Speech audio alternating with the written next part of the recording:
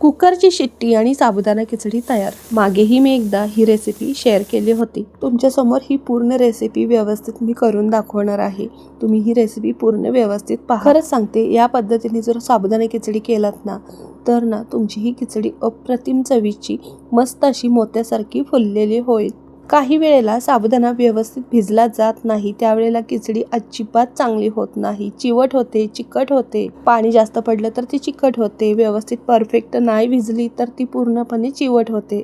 साबुदाणा खिचडी खाण्यासाठी उपवास असायलाच हवा असा नाही बरं का। कधीही तुम्ही नाश्त्यासाठी बनवू शकता। आणि ना माझ्या घरी तर इतकी सगळ्यांना खिचडी आवडते ना, तर वेगवेगळ्या पद्धतीने ही साबुदाणा खिचडी मी नाश्त्यासाठीही बनवत असते। तर आज आपण कुकरमध्ये खिचडी कशी बनवायची ती पूर्ण व्यवस्थित रेसिपी पहा, म्हणजे तुम्हाला कळेलच। खरं सांगायचं तर ही साबुदाणा खिचडी करण्यासाठी साबुदाणा मी कालच भिजत घातला होता आणि आज संध्याकाळी ही साबुदाणा खिचडी मी करत आहे। खूप छान भिजली आहे आणि साबुदाणा एकदम भिजून ना असा सुका झाला आहे, म्हणजे जरा सुद्धा त्यामध्ये पाणी नाहीये। तुम्ही 12 तास साबुदाणा व्यवस्थित भिजवून घ्या, म्हणजे खिचडी अजिबात चिकट चिवट होत नाही। छान भिजल्यामुळे ती मस्त फुलते, पाण्याचा अंश राहत नाही, त्यामुळे ती अजिबात चिकट होत नाही। कुकरचं एक भांडं घेतलं, जो साबुदाणा आपण भिजत घातला होता तो त्यामध्ये टाकलेला आहे। चवीनुसार मी मीठही टाकलं त्यामध्ये 1 चमचाभर। अर्धा लिंबाचा रस यामध्ये पिळलेला आहे आणि 1 चमचा होईल एवढी साखर घातली आहे। साखर तुमच्या आवडीप्रमाणे तुम्ही कमी जास्त करू शकता आणि हे सगळं ना व्यवस्थित मिक्स करून घ्यायचं।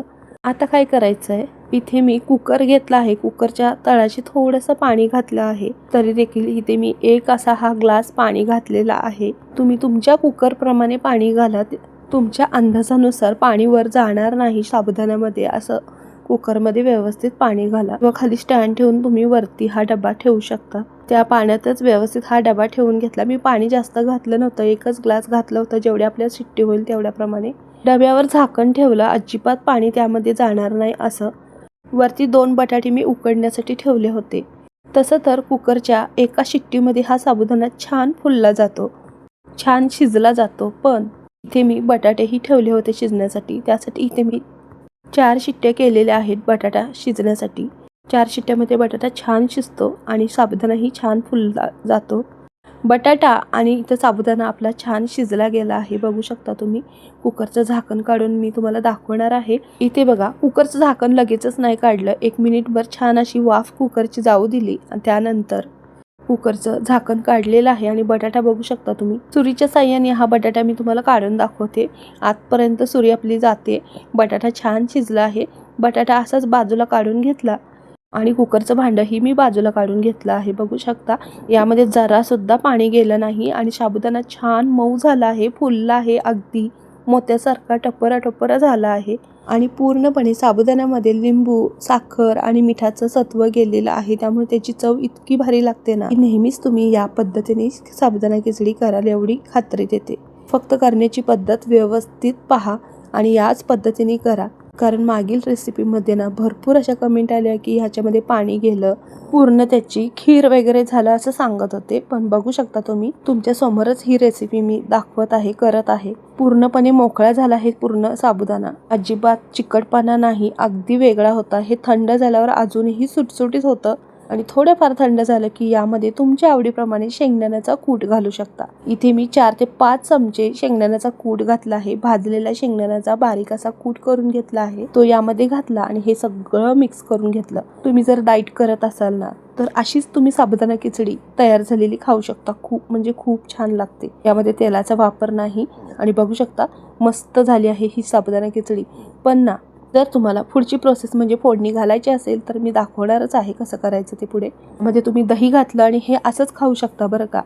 हे सगळं मिक्स करायचं आणि दही घालायचं, शेंगदाण्याचं कूट घातल्यावर उकडलेला बटाटा कुस्करून घालू शकता, यामध्ये मिरचीचा ठेचा करून घालू शकता, त्याचबरोबर भरपूर असं भरभरून दही घालू शकता आणि अशीच खिचडी खाऊ शकता। खूप म्हणजे खूप छान लागते। कोणाला तिखट तेलकट खायची इच्छा नसेल त्यांनी असं करू शकता, किंवा कुणाला झणझणीत आणि तिखट वगैरे खायचं असेल तर मी पुढची प्रोसेस दाखवणारच आहे। डाएटवाल्यांसाठी एक रेसिपी मी तुमच्यासाठी ही खास करून शेअर केली। आता पुढे काय करायचं मी दाखवणार आहे।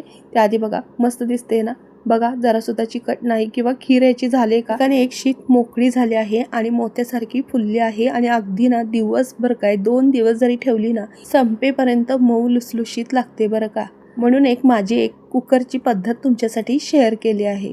आणि आता ही तुम्ही ना अशी ही खाऊ शकता दही वगैरे घालून. आणि जर तुम्हाला तसंही आवडत नसेल तर तुम्हाला पुढची प्रोसेस दाखवत आहे मी. इथे मी कढईमध्ये शेंगदाण्याचं तेल घातलं. तेल घातल्यानंतर त्यामध्ये मी जिरं घालणार आहे. जिरं छान फुलल्यानंतर यामध्ये आपल्याला 4 ते 5 मिरच्या बारीक चिरून टाकायच्या आहेत आणि त्या मस्त अशा 1 मिनिटभर तेलामध्ये परतवून घ्यायच्या आहेत. आता मिरचीऐवजी तुम्ही मिरची आणि जिऱ्याचा ठेचाही करून यामध्ये घालू शकता. आणि जेव्हा साबुदाणा आपण कुकरमध्ये शिजवून घेतो ना त्यावेळेलाही तुम्हाला जर तसंच खायचं असेल ना, मिरची आणि जिऱ्याचा ठेचा त्यामध्ये 1 चमचाभर घालून मग कुकरला तुम्ही ते शिजवून घेऊ शकता. पटीत अप्रतिम चवीची खिचडी तयार होते बरं का. तर मिरची परतल्यानंतर बटाटा जो आपण उकडवून घेतला होता ना तो बारीक चिरून घेतला आणि यामध्ये टाकला. बटाटा उकडला असला तरी देखील तेलामध्ये व्यवस्थित परतवून घ्यायचा. जर तुम्हाला बटाटा उकडवून नाही घालायचा तर तुम्ही बटाटा साल काढून ना चिरून असा बारीक घेऊ शकता आणि 1 मिनिटभर या ठिकाणी तेलामध्ये परतवून घेऊ शकता. मी नेहमी करते तेव्हा बटाटा ना कच्चाच टाकते, साल काढून ना बटाटा बारीक चिरून तेलामध्ये परतवून घेते. जास्तीचा वेळ नाही लागत, अगदी कमी वेळातच बटाटाही शिजला जातो. पण आता आपण वेगळ्या पद्धतीने साबुदाणा खिचडी करत आहोत शिजवून कुकरमध्ये. तर ना साबुदाण्यासोबत बटाटाही उकडला जाईल म्हणून मी बटाटाही लावला होता. म्हणजे कसं झटपट प्रोसेस होते आपली खिचडीची. उकडलेली बटाट्याची खिचडी ही खूप छान लागते, छान फ्लेवर येतो खिचडीला. बघा दिसायलाच किती एक आणि एक शीत म्हणजे साबुदाणा फुलला आहे, त्याचबरोबर रिकामाही झाला आहे, मोकळा झाला आहे. कुठेही चिकट चिवट अशी खिचडी दिसत नाही. दिसण्यावरच ती समजते की कशी झाली ती. एकदम मऊ लुसलुशीत झाली आहे, अगदी बघता क्षणी खावीशी वाटते ना. साबुदाणा आपण मस्तपैकी उकडवून घेतला आहे, बटाटा उकडवून घेतला आहे, त्यामुळे इथे ना जास्त वेळ लागत नाही. बटाटा आणि साबुदाणा एकदा मिक्स केला की गॅस बंद करायचा आहे, कारण साबुदाणा आपण छान उकडून घेतला होता, तो शिजला गेला आहे. आणि आता इथे ना अजिबात त्याचा गोळा होत नाही, पूर्णपणे रिकामा राहतो. इतर वेळेला खिचडी आपण जेव्हा करतो तेव्हा कच्चा साबुदाणा असा खिचडीमध्ये घालतो तेव्हा पाण्याचा अंशही थोडाफार त्यामध्ये जातो, त्यामुळे चिकट चिवट वगैरे होते खिचडी. त्यामुळे आज मी एक नवीन पद्धत कुकरची दाखवली आहे. आणि एक गोष्ट लक्षात ठेवा, खिचडी असू देत किंवा पोहे, आपण ना अजिबात झाकण ठेवायचं नाही. ती तात्पुरती आपल्याला मऊ वाटते पण नंतर लगेचच ती चिवट होते. म्हणूनच एका वाफेतच आपल्याला इथे झाकण न ठेवता मस्त अशी मंद आचेवर परतवून घ्यायची, म्हणजे जेणेकरून मिरची मसाला सगळा व्यवस्थित त्याला लागतो. तर ती शिजवून आपण घेतलीच आहे. बघा मस्त अशी चमचमीत झणझणीत मऊ मोकळी साबुदाणा खिचडी आपली तयार आहे. ह्याच्यावर भरपूर असं दही घ्यायचं. उपवासासाठी नाही तर तुम्ही इतर वेळेलाही नाश्त्यासाठी ही रेसिपी करू शकता बरं का. बघा एकदा ट्राय करून आवडल्यास माझी एक नवीन पद्धत तुम्हाला शेअर केली आहे. आणि अशाच नवीन नवीन रेसिपीसाठी महालक्ष्मी किचनला सबस्क्राईब करायला विसरू नका. रेसिपी आवडल्यास लाईक करा आणि रेसिपी इतर तुमच्या मित्रमंडळींना शेअर करा.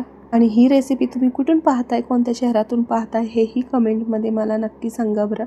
खिचडीवरती भरपूर असं दही घ्यायचं आणि मस्त खायला घ्यायचं, एक नंबर लागते. दही आणि खिचडीचं कॉम्बिनेशन एक नंबर आहे. हे उपवास असेल, जर टिफिनसाठी करायचे असेल तर नक्की या पद्धतीने करून पहा, कारण दिवसभर अगदी मऊ लुसलुशीत राहते खिचडी. चला तर मग भेटूया पुढच्या रेसिपीमध्ये. आत्तासाठी बाय, धन्यवाद.